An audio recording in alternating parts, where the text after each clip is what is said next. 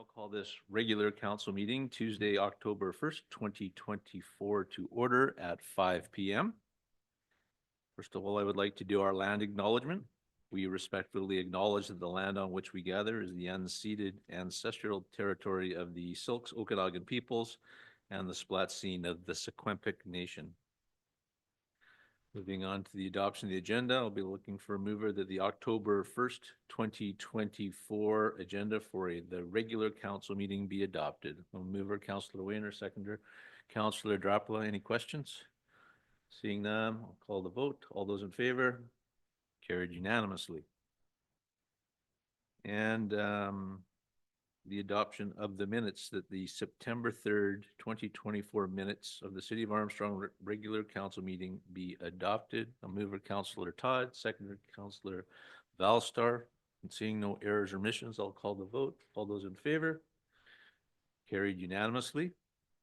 And that the September 10th, 2024 minutes of the City of Armstrong special council meeting be adopted. A mover, Councillor Wayner. Again, thank you. Councillor Drapla for a seconder.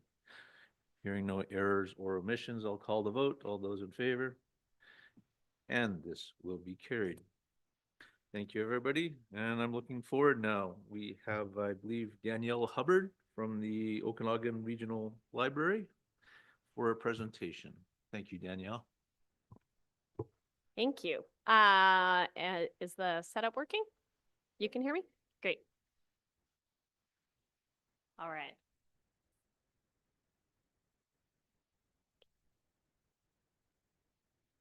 The suspense.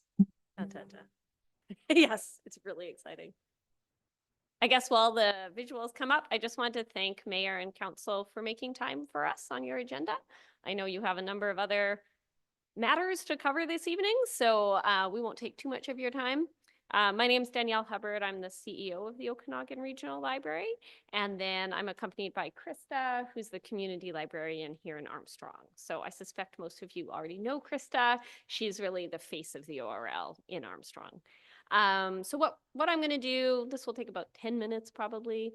I'm going to provide an overview of what the ORL is, what services we offer, what supports we get from the City of Armstrong and our other organizations that we support. So kind of like governance-wise and funding-wise, how does our organization work, and what are the benefits to you as one of our communities to have a branch of the ORL in your city.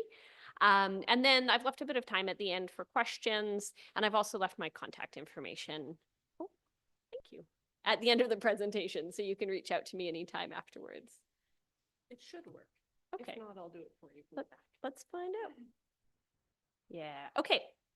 So I think I've covered this slide, which is that we're from the library. We're going to talk about the library. I'm Danielle Hubbard. I'm the CEO of the library. I've been CEO for 2 years minus 1 month, I guess. And Councillor Todd sits on the board of the library. So if you particularly dislike this presentation, please talk with Councillor Todd. He is one of my 24 bosses. So I'm going to skip ahead a little bit here and then I'll come back.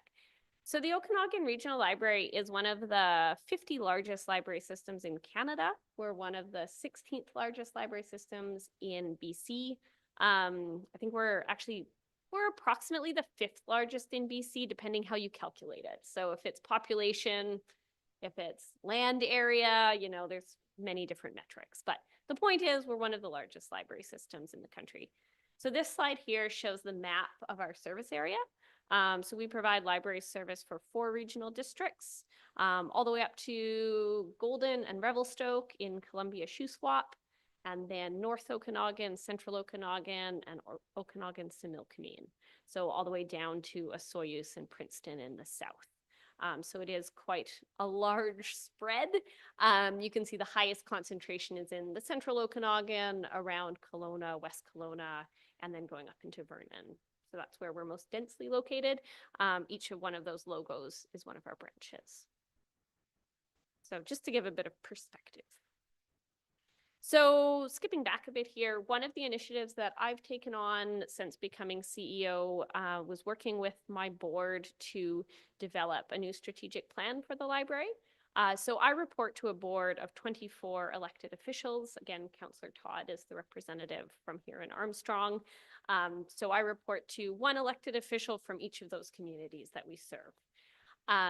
And so I worked with the board and then also with our 300 staff spread across the region and the public that we serve to get input on what do we want to be doing as a library? What are we doing? So this is the vision statement that we currently operate under, that we are a vital community space for learning, connecting, and exploring.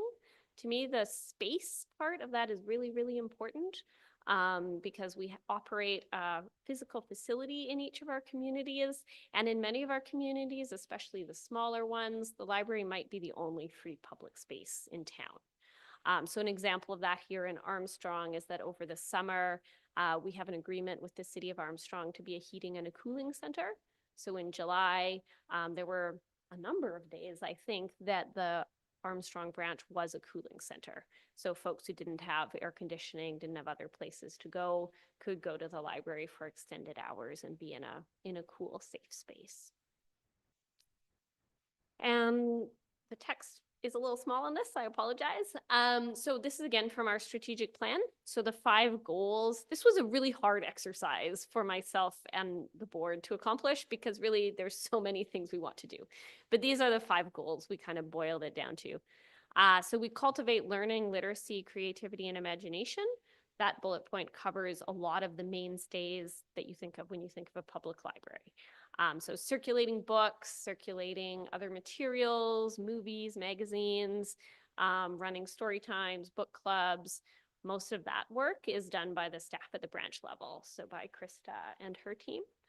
And then we offer welcoming, inclusive space to gather and connect. Again, we're a space. In some of our larger urban branches, that's really a diverse array of people who are coming to our branches with diverse needs, and we do our best to welcome all of them. We embrace local heritage and culture. Again, that looks different in each of our 30 branches. So myself as CEO, I put a lot of trust in our staff at the branch level to understand what the best fit for that one is. We develop and nurture community partnerships. Again, different in each of our 30 locations. At my level, the community partnerships that I most care about is, of course, developing relationships with councils and with city administrations, which is part of why I'm getting out to visit all of our councils this year to introduce myself and tell you about what we do. And then we strive for organizational and service excellence. So we are publicly funded.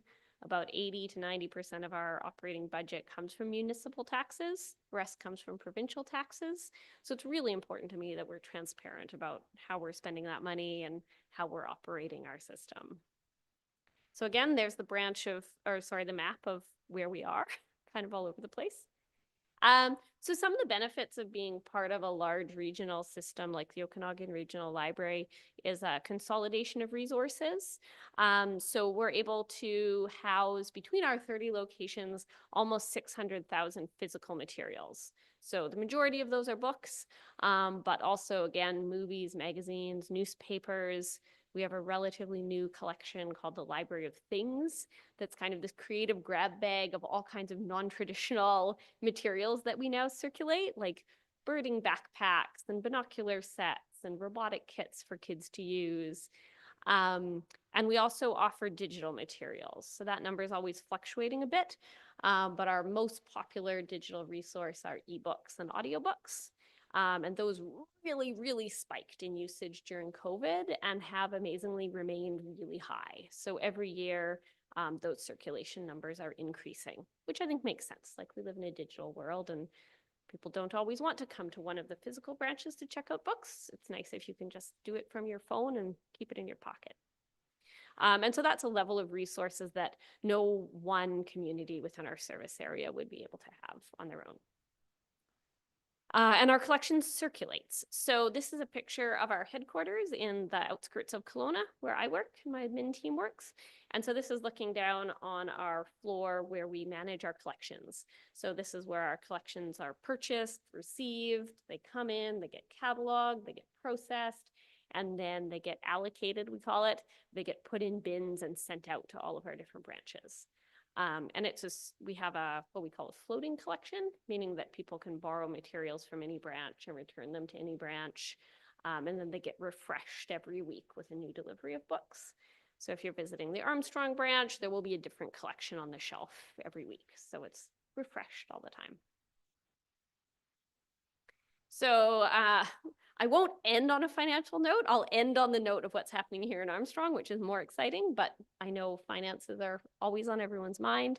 So again, the majority of our operating budget comes from municipal taxes. We have a 23 million annual operating budget, about 85 to 90% comes municipally, topped up with provincial taxes. We operate what we call a financial allocation model.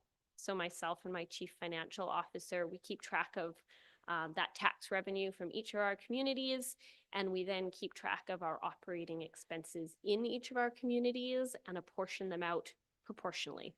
That got a bit repetitive, that sentence. But anyway, the idea is to make the operating expenses commensurate with the level of revenue that we're getting from each community so that none of our municipalities are supporting each other financially. And I think my last slide here. So what's new? This is a reminder for me to talk about what's happening specifically here in Armstrong. So here in Armstrong, I think the most significant, exciting thing that's happened in 2024 is that we've increased our open hours in Armstrong. So the branch is now open on Mondays. That hasn't been the case ever since the branch opened. But because Armstrong reached over a certain population threshold, then we can afford to be open on Mondays. So I was talking with the staff at the branch before coming here, and I've been told the feedback has been really, really positive. I think, you know, the city of Armstrong is growing, of course, and so it probably made sense 10 or 20 years ago to not be open on Mondays, but I think we're kind of outgrowing that model. So that's been really exciting. My hope, of course, is to increase open hours and staffing across the system over the years, but we have to kind of build it incrementally. So that's probably the most exciting thing. Again, Armstrong was a cooling center over the month of July. It was a really hot summer, as you know. So people really availed themselves of that cooling abilities. Armstrong runs an amazing array of what we call passive programs. So programs that rather than happening at a specific time, you come to book club, instead you come in, you can take out craft materials or a spice collection or other types of things that you take home with you and do on your own time. And we're also just wrapping up summer reading club. So over the summer is usually a really busy time at public libraries across BC. There's a program called Summer Reading Club that's like a reading incentive program for kids. So here in Armstrong, July is very busy with in-person programs. And then August, it's a lot of passive programs. So crafts that people can take and make when they go to the lake or go on vacation. And I have a few statistics here that Krista produced for me that I cannot remember without reading them. I'm sorry. So in 2023, so our last full calendar year, of course, then the Armstrong branch alone saw 37,335 patron visits, so people through the doors. It's a pretty large number, I would say. Our circulation of physical items, so again, that's mostly books, but anything tangible that you can take home with you, was just shy of 24,000 items in 2023. There were 266 programs held with a total attendance of 6,404. So we'll see how the numbers line up in 2024, but I will say across our system, all of those numbers have been increasing. So they took a dip during COVID, of course, like a lot of public service organizations, we were closed down a bit, but they've really been on the up and up, and now they've exceeded what they were pre-COVID, which is a really exciting problem to have. Now our biggest problem is that our staff are working really hard. I think that's it for me. That's my contact information if anyone wants to reach out to me directly, or you can talk with Councillor Todd and he can get a hold of me. But were there any questions or comments? Thank you, Danielle. I'd just like to commend you on your ability to herd 24 cats around that table. It's a good room to be in. I learned a lot in the last couple of years. I just wonder if you could maybe expand upon the foreign language. There's an ability to learn foreign languages through the library. I just wonder if you could speak about that. Yeah, so we have an online resource called Rosetta Stone. So it's one of our many online resources, but it's a language learning resource. So people can set up their own learning modules. I don't remember off the top of my head all the languages that are offered, but I know we have some staff even that are doing it to help them interact with patrons, because of course we have more and more newcomers in our service area as well. So yeah, Rosetta Stone, I think, is the resource you're talking about. I believe so, yeah. Yeah, and we're also working on expanding our foreign language collection. So the vast majority of our collection is English. We do have a French collection also. But then earlier this year, we got a pretty significant donation of Ukrainian books from an organization in Kelowna. So we're working on expanding our language collection because we do recognize the Okanagan is becoming more and more diverse.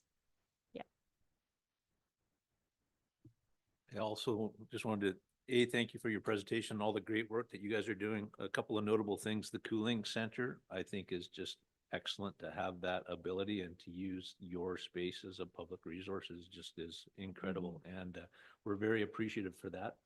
And second of all, I have seen some media things about like radon testers and things like that being available through the library as a resource. And I'm not sure if that's available yet in the Okanagan or locally in Armstrong. But once again, that diversification that you're doing to bring people on board really has a great way of helping people out and protecting health. So it's very, very encompassing, the library as itself. And I just wanted to say I'm really impressed by that, and hopefully you can have some more donations like that so that we can keep those products available in our community. Thank you. Yeah, the radon detectors are part of our Library of Things collection. So we have a librarian who works in headquarters called our Special Collections Librarian, who's responsible for that collection, which I always thought is one of the jobs I would most like to have if I wasn't CEO. It's like building strange creative elements to our collection. Yep. Great. Well, thank you, Daniela, and Krista. Thank you very much for being here today, and we appreciate your presentation. Thank you. Thank you so much. Have a good meeting. And next, the Armstrong Legion Branch 35, we have Gina Switzer and Sean Cody here to speak about the Legion Banner Program.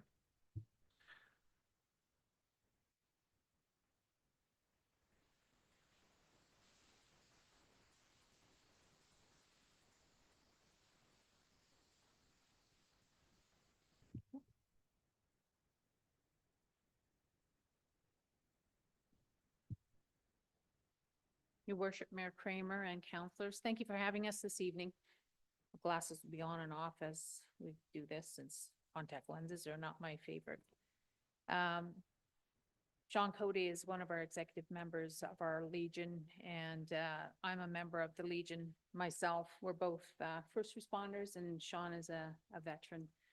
And this banner program is part of our fellow Legion member, Kim Hong's project. And since her and my brother are traveling across Canada, it's our pleasure to take this task on hand and bring it to you. The banners are across from the Legion. You've probably seen them hanging across from the Legion. We have 3 poles that are dedicated to us from the city, and we appreciate that. There's 6 banners that are on display currently, and we have other banners in our possession that we would like to display. We did meet with Mayor Kramer and Manager of Operations Brad Ackerman in July regarding the banner project. And we wanted to expand the banner project. And we do know that there is some limited issues that came to light because of the equipment that is available to us and the city for the banners, according to our size of our banners and according to the banners that the city currently has and the size of the banners. And it was a bit of a surprise to Sean and I, as for the banners, we didn't know that there was a difference in size according to your banners as well as ours. That limits what we can have. We do have some ideas that came to light within the meeting from July 26th with Mayor Kramer as well as Brad Ackerman and ourselves. And that is to possibly have some of the banners put on our lot within the Legion. And we've looked at that and came up with some solutions. But part of our presentation is hopefully that we can have some additional poles, if possible, along the street in front of the Legion, either across from the Legion or on the same street. 3 additional poles would be helpful. We were kind of eyeballing the poles amongst ourselves, and maybe that the equipment could be raised or lowered to accommodate our Legion banners. We have sourced out a vendor to assist with putting the banners on the poles instead of taking that cost from the city. We discussed that because there is limitations on budgets. We understand that. So the Legion is going to be taking that on as a cost. We found a vendor that is in talks with us right now that is able to put the banners up for us as well as remove them or remove the present banners that we have hanging and replace the ones that we have on display so that we have new banners on site. And with that additional safety we've looked at is a flag person to assist with making it safe for vehicles passing the vendor as well as passengers or walking passengers that are on the sidewalk. So we've looked at that as well. Sean, is there anything you can think of? I think it's just a request to ask for 3 more of the light posts on PV Boulevard. Just to allow us to put up 12 banners on the road that's easily observed by the public. And then an additional number of poles on our parking lot so that we can hang more banners there as well. With the goal to hang 20 banners annually to remember our veterans that are being purchased by the family. The banners being purchased. I just have one question. Are your banners going to stay up for a year? Is that the intent, or are they up for a limited time throughout the course of the year? Originally, they were to be put up for the Remembrance Day month. But last year they were left up all year, and we did get some comments saying that they liked them up there. So we were just gonna follow your program and keep them up for the year and just replace them in time for the Remembrance Day with newer ones that the families have purchased. Okay, and then the poles, the other poles that you found, whereabouts are they located? So there's 9 poles on as you're driving up Pacific PV Boulevard. There's a number of poles on the left that already have banners on it. And then there's poles on the right which have flower baskets. We're just talking to the poles on the left with the banners already on them. And we've got 3 already. And we're just looking to add maybe 2 to the left of that and 1 to the right so that it's mostly in front of the Legion. All right, unfortunately, not unfortunately, but we don't have Mr. Ackerman here for his input tonight. He's been working very hard and is off on some vacation. But having said that, I do hear your request, and I don't know exactly what all our policies will be regarding whether the other banner hangers are committed or dedicated to the program that we're currently running. Mhm. That would be a question I would have to have staff weigh in on, certainly. But I do certainly, I am a supporter of the program. I just wanted to recommend or say to council during the meeting that we had, one of the suggestions was that they go up at the Memorial Park.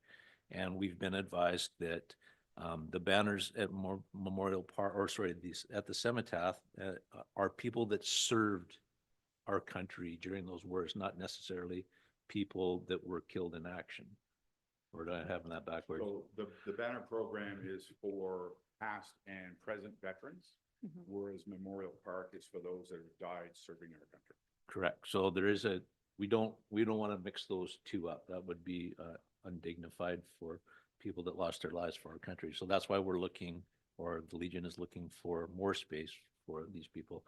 I certainly support it in principle. I'm going to open up the floor to any questions or comments from any of my counselors. Thank you, Your Worship.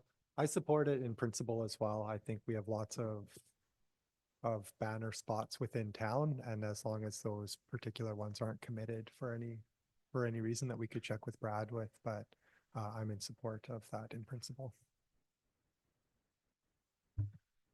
Your worship, just to speak to the matter, though I'm not opposed to seeing more banners put up, I would like to have staff have the opportunity to provide us with some policy direction and have some input.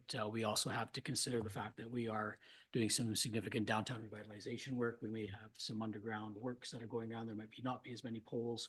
There might be different poles. I think that all has to be taken into consideration as part of the request. So it might be best to defer the issue right now to staff and for further discussion, and take the presentation under advisement. Thank you, Councilor Nietzsche. Councilor Weiner? Yeah, I would concur. I agree. I agree with it in principle. I'd like to hear from staff as well, just to see what their perspective is, and I would hope that we could find a path forward somehow. Anybody else want to weigh in? Councilor Todd? Sure. I agree. I'm in principle, I'm all for this. And I think if we're getting staff to look into it, we can look into it with an eye to accommodate the Legion's request as well without having to go backwards. We can try to go forward with it. Yeah, like I say, there are multiple factors because we do give those signposts to the artists that compete to have their banners made and stuff like that. So it's not just a real quick thing. And of course, as Councilor Nietzsche pointed out with the revitalization, maybe at that point in time, we'll be able to put in a few more poles. I don't know, but as we're doing the rebuild of that section of PV Road, would be a great time to ensure that we're trying to look out for the needs of the Legion as well. So I think we should refer this to staff and defer it at this time and make a referral back to staff. Councilor Fowler? Just ditto. Thank you. And Okay. just to reiterate, we're trying to keep the cost for the city to a minimum. So we're going to be taking most of those costs other than the actual pole itself. Yeah, well, I think you have the support pretty much unanimously from council to move forward with your project. We support our veterans, certainly. And we will have to refer that back to staff because they're the ones that count the pennies and do the work. But in principle, it is certainly supported by council. Thank you very much. Thank you for your presentation. And if I could just add one more thing with the vendor to switch out the 3 poles that we do have now. The vendor that we have in light of what we're trying to discuss is they will have workers' compensation, licensing and insurance. And we will be looking after any sort of costs for that vendor to assist us with changing out those banners that we have currently hanging. Yeah, just to advise the rest of council, that was not a condition, but one of the costs that we incur as a group if they want to change out the banners, and we don't have the equipment to do it. So they've taken on that responsibility, and we appreciate you doing that. And I know everything will be done right. I do have comments from our acting CEO, Philippa. Actually, I was just hoping we could please have a resolution directing staff to review this. Copy that. Councillor Bellstar, yeah, you would like to make and I'm sure Philippa can come up with some creative wording for that. Thank you. Second by Councillor Todd. There's no further question. All those in favor? And that's carried unanimously. Thank you. Thank for you, having Gina. us. Thank you, Sean. Appreciate you you. being here. Thank you.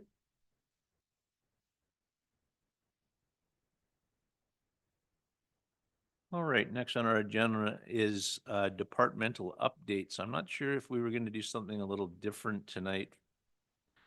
Philippa, are people going to report, or are we just being made aware of what's going on? There was some discussion as to that.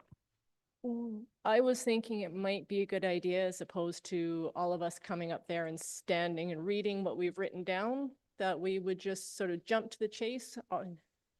Does council have any questions for their management team that they would like to ask regarding what's in front of them? If council prefers the verbal report, we'll certainly continue with that. I think there is some benefit to that, if that's our preference. That also goes with, if there's something that we've brought forward that we know is new, we'll absolutely come up and Yeah, Your Worship, I really like that approach, although we can all read and I don't think it's necessary for staff to repeat what's in front of us. I think that if there's questions that arise, perhaps we could just ask questions about the report. And I think from a timeliness perspective, I think it makes more sense to do it that way. Councillor Fowler. I was just gonna say, the only thing is the people online that might be watching the program on YouTube afterwards. But willing to try it either way and see if we get some feedback. Or just read it from there if you don't want to come up here.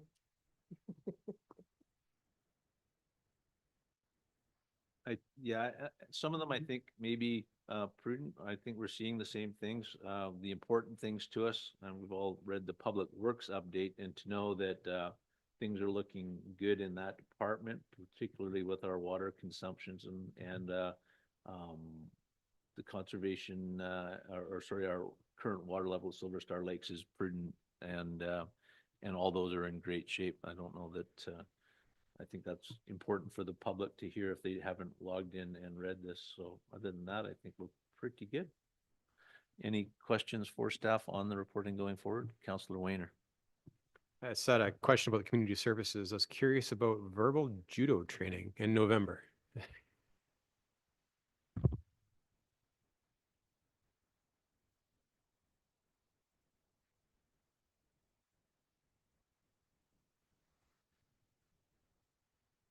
Thank you for your question through the mayor. So verbal judo is an training opportunity for both our bylaw and building official staff.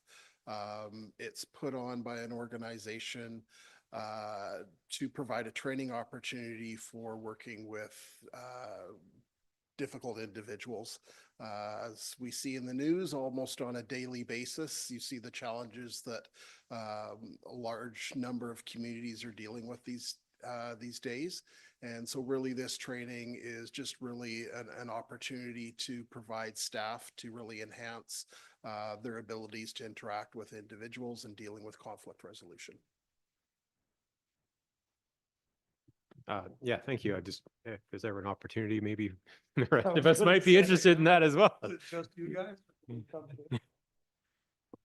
It's just for building officials and bylaw staff at this time, yeah. But if council would like to pursue that opportunity, I'm sure we could have further discussions on that.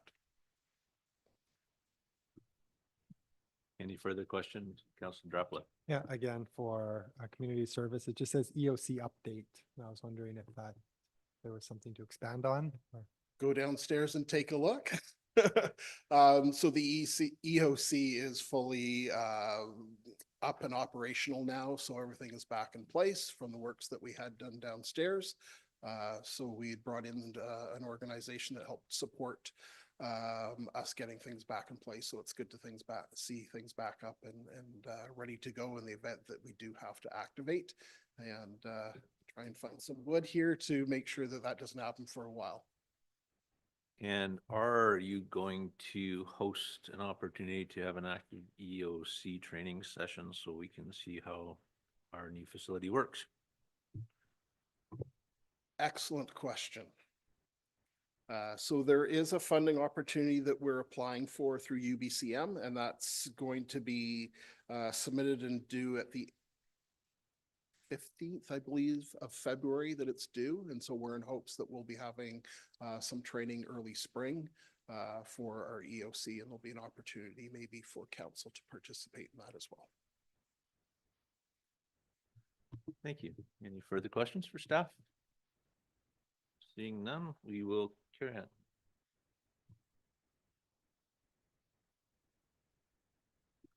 All right, and next, corporate services. Philip, are you going to present here? Would you like to, or would you like me to? Awesome, thank you. Get your steps in too. There we go. So this evening is a long-awaited evening for all of us.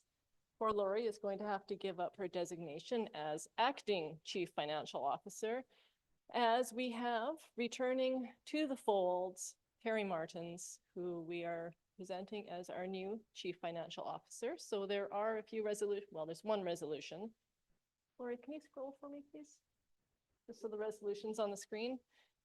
That will make all this official, and then we have the oath that Terry will read, and we'll be in business again.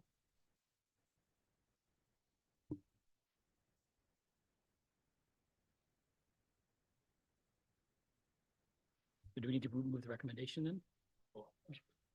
Oh, okay. I will go ahead and read the recommendation then.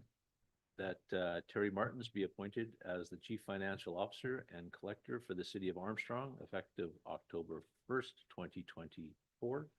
And that Lori Cordell be removed as the Acting Chief Financial Officer for the City of Armstrong effective October 1st, 2024. And further, that Terry Martins be added as an authorized signatory for the City of Armstrong. Make that motion. Moved by Councillor Nietzsche, second by Councillor Fowler. Questions? Just All- just a comment, your worship. Just want Please. to thank Lori for stepping in as in the acting role. And I certainly want to welcome Terry Martins back home. So welcome back home. Anything further? No, okay, then I will call the vote. All those in favor? Carried unanimously, and welcome, Terry. Thank you, Your Worship and Council. I have an oath of office to read. I, Terry Martins, do solemnly affirm that I will truly, faithfully, and impartially, to the best of my knowledge, skills, and ability, execute the office of Chief Financial Officer to which I have been appointed for the City of Armstrong. I have not received and will not receive any payment or reward or any promise of payment or reward for the exercise of any partiality or other improper execution of my office.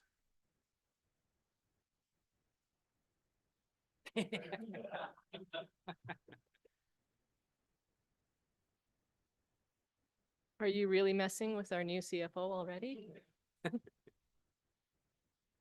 And congratulations, Terry, and really welcome aboard. We're really looking forward to having you here working with us. I know you have some history here in the municipality. Not all of us are aware of it, but I think a lot of council is, and I've heard nothing but great things. I'm really looking forward to this.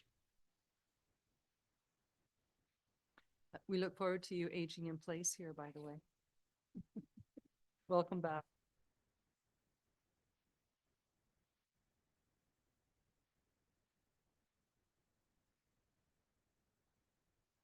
All right, and moving forward, corporate services again, bylaw 1930, fire prevention bylaw amendment. Good evening, council. So this is being brought forward because the Fire Services Act was rescinded by the Fire Safety Act, and it is done in Kaputski. We need to appoint by the end of October. We can either do it by resolution, and then we would have to follow up with a bylaw, or we can just dive right in and do our bylaw, which is what we opted to do since we have the time. So what this is going to do is this is going to appoint the investigator and the inspector for the fire department, which formerly was done through the act. And since it is no longer, it has been delegated down to the municipalities. So a bit of a housekeeping item to make sure we are legislatively where we should be. And we did have one question from Councillor Wayner regarding incident commander and what this would do as far as what authority they would have, or is this going to limit us? I've reached out to the fire chief. He was very much part of writing the bylaw and the report. He did not mention anything, but I have not heard back yet in response to the question. But as soon as I have, I will let you all know. And if we need to change it, we can always do a quick rescind and amend. So the motion before you is that fire prevention amendment bylaw number 1930, 2024 be given first, second, and third readings. Thank you, on the mover. Councillor Bellstar, second. Councillor Todd, and question. Councillor Wayner, just curious about your concern with that. I was just curious because of the way this reads, if it might put any limitation under section 3.3, the fire chief and the officer designated by the fire chief. I was curious if that meant, well, I know what that meant, if the underlying might limit the people who could be incident command at a scene in any way. And I just, it doesn't look like that, it's not the intention. I just wanted to make sure that it wouldn't influence anything else that might limit that scope as far as who could be incident command at a scene. Yeah, I think, given the nature of that beast, it would take its natural course, and I think it would be fine. Any other questions regarding that? If seeing none, I will call the vote. All those in favor? And this will be carried unanimously. Thank you, Philippa. And next we have Ms. Cordell, I believe.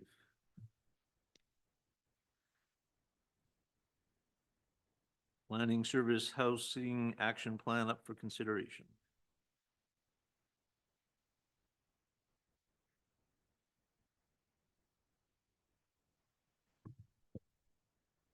Good afternoon. This item is just an update to the housing action plan that I completed with council last year. We basically just updated it to reflect the actions that we've taken so far and what we're looking forward to for the next year. And we've only done this because we were invited to reapply for the Housing Accelerator Fund Round 2. And it's a requirement of the Housing Accelerator Fund, and it's a requirement that council endorse this as part of our application. So I've indicated in our application, which went in 2 weeks ago, that this will be considered by council and considered, I guess, for support. So the main changes that I've done to the housing action plan was I've updated the housing needs based on the it's called the HART assessment tool that the province put out. So it provided slightly different numbers than what we had previously from the regional district. Nothing dramatic to worry about, and we've reviewed them in conversation with the regional district, and the amount of work that it would take to get a more accurate number, I just don't think is worth the cost to our community. The numbers are good enough for us to set targets, and we can use those to kind of move on. So I've done that, and then I've included the provincial requirements for updating that have to be done by the end of the year into our official community plan. So I've included this statement about the need for housing in close proximity to transit or transportation infrastructure, things that are near rapid transit, which we don't have any. And then also just a list of actions that we've taken since the housing needs assessment was complete. And it just shows the province that we're making progress and we're tackling this. So I am recommending that we update that with these numbers. I don't know if you want more detail on that information. It's all attached in your report. I have now submitted it to CMHC. They have conducted a preliminary review. They identified a few gaps. I addressed those last week, sent them all back in, and I think we're at least now ready to be fully considered for this grant potential. Just as a highlight, some of the actions would be putting in infrastructure to support the development of affordable housing throughout the community, because that's really one of our barriers. Even just doing infrastructure to support housing in general, because that's one of the big things, is that everywhere you go to densify, you need more upgrades. Finishing our capital master plan, our development cost charges, stuff that we're already working on, hoping to get it in there. And if we can get funding support, really move some of those, leapfrog some of those forward for us. So the resolution that I put forward is fairly simple, just that the draft housing action plan update be approved as presented at the October 1st, 2024 regular council meeting. Moved by Councillor Todd, seconded by Councillor Fowler. Was there any discussion? I just had one question, that the numbers aren't going to change all that dramatically using the new tool that you're using, as you stated. And by moving forward with this plan, I believe you said it gets us the opportunity to apply for up to $4.5 million for infrastructure and Yeah, and growth? so I think that's about what, when you have to put in the numbers of new affordable housing and it automatically calculates what we might be eligible for. Now, it doesn't mean we'll get that much, but it shows kind of the maximum that we might be eligible for. So we'll see what they do. My understanding is they're focusing more on smaller communities in this round. So hopefully the smaller pot of money will go farther because we don't need 33, well, we do need $33 million, let's be honest. But they won't be giving us big chunks like they were giving Toronto and a lot of the places in Ontario, the bigger centers.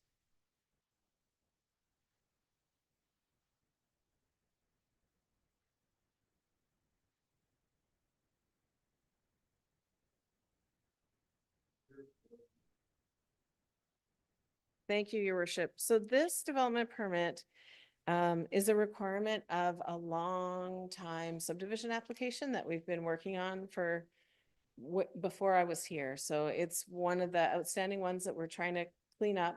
They have reached the end of their possible extensions, so they're really pushing to try and get this completed now. It's within a environmental and hazard development permit area.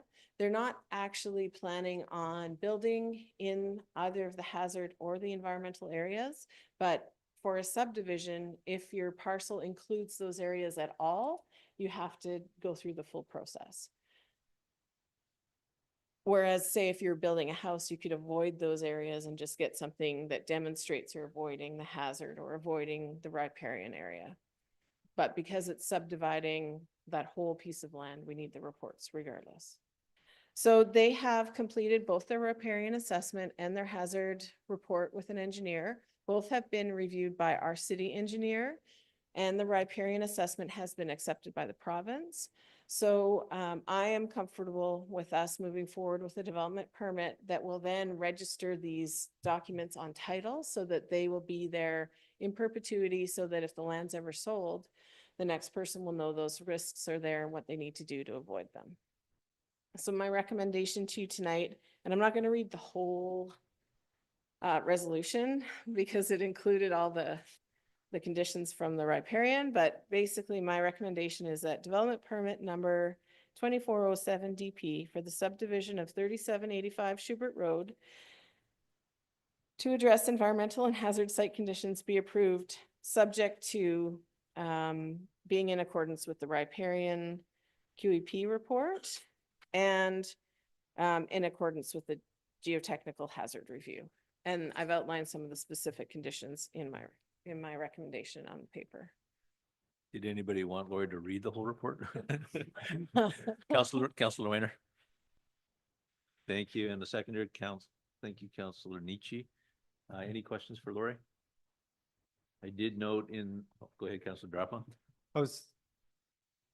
Thank you for the report. I'm in favor of this recommendation, but some of I guess what I would like to look at when I see this is whenever we're creating that subdivision, are we creating lots that are undue hardship within those regulations, right? And so in this case, when you look at the stream running straight through the middle of the property or the riparian area that's running straight through the middle of the property, once you subdivide it, is a purchaser or developer of that lot actually able to develop anything on that particular lot, and how do they move forward, right? But in this particular instance, the channel is so undefined and so narrow that I think there would still be opportunity to develop within that. So that's why I'm in favor. Yeah. Okay. And they have just demonstrated that there's ample development area outside of both the hazard and the environmental area in this case.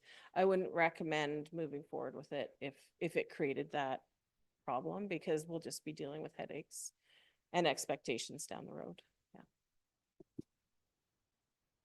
Yeah. Follow-up question, does that also include access to the property? So that's the challenge of this, right? Is that if you're trying to create some type of access to the second lot, it has to run through either the first lot or the riparian Yes. area. So in this case, in the original review of the file, they had made an agreement that access will be by easement through the existing property. And as part of the subdivision, I have all the paperwork that goes with that. That is definitely not my preference for creating a new subdivision, but it was already supported when I came on. Seeing no further questions, then we will go ahead and have the vote. All those in favor? And this too will be carried. Thank you, Ms. Thank- Cordell. Thank you, your worship. Under new business, we received a letter from the Museum and Art Society regarding their AGM. Did our representative want to make a comment on that? I think it's just a good update on what the museum's been doing over the past year. And I know that there's an invitation coming, if it hasn't already come out, about just a social or networking between the museum and the local officials and staff. So I think that would be great if we can support that for them. I know I happen by there actually quite often. Work does just such a wonderful job, and all the volunteers and staff over there. It is just a very inviting place and a really nice place to hang out. So I'm glad we have that in our community. Councilor Todd. I did have a conversation yesterday with one of the museum ladies, and I told her to talk to Steve. They want to know if we can store old copies of the advertiser in the basement of the city hall, because they're running out of room, but that was the conversation. And I don't think we're going to touch that one right now. All right. If there is nothing further tonight, we'd like to move to an in-camera session.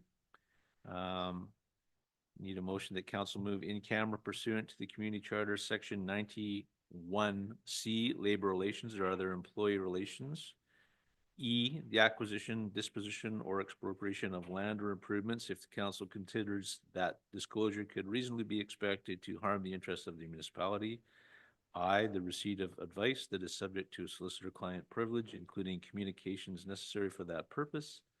K, negotiations and related discussions respecting the proposed provision of a municipal service that are at their preliminary stages, and that, in the view of council, could reasonably be expected to harm the interests of the municipality if they were held in public.